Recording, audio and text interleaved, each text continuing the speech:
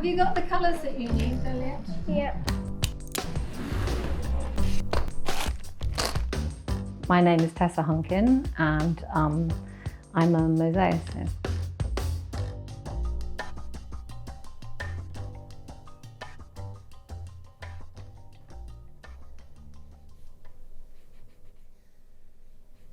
It's quite easy to get started, but for years and years I never produced anything that I thought was beautiful.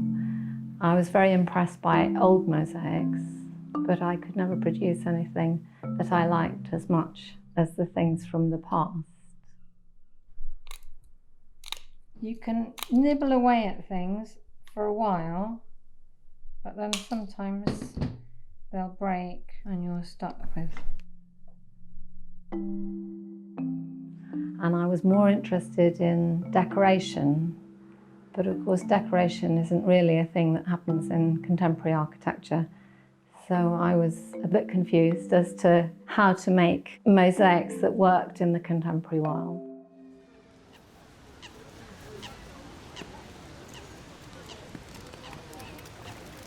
And at the same time, I developed an interest in people with mental health problems, or just people with very different backgrounds from mine, I suppose.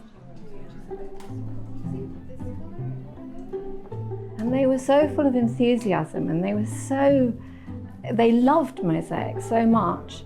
So I always had in the back of my mind an idea that perhaps you could run a project that put these two things together and would make mosaics that somehow had a real place in the contemporary world and weren't just sort of complete anachronistic throwback.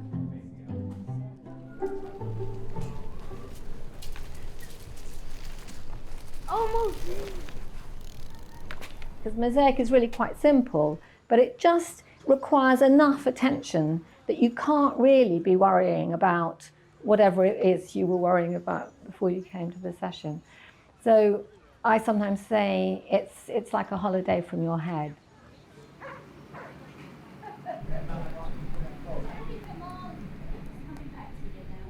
The project that we did last year on Hackney Downs, and we're doing another part of it this year because it was so successful, was a wall featuring portraits of all the local dogs.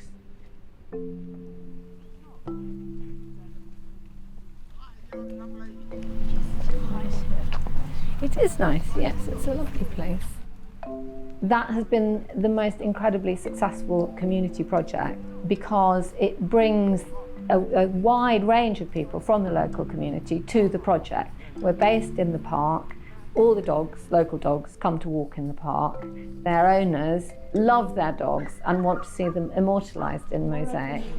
He'll be a good one to do because he looks a bit like a mosaic. Now I'm starting to have to turn people down and they get really upset. It's a cool idea. It's actually the owner of Memphis that told me. So that they will pay a small amount of money for us to immortalise their dogs, so that keeps the project going. People come in with their dogs, they meet the group feel that they're part of the wider community. I suppose it's become like a family. It's glorious. Glorious. It's a wonderful day. It's called.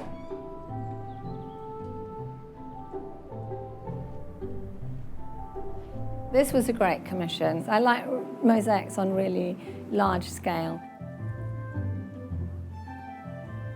I think one ambition that I haven't been able to fulfill, in the Soviet era in Russia, they did enormous mosaics. Mosaic was very, very popular in totalitarian regimes.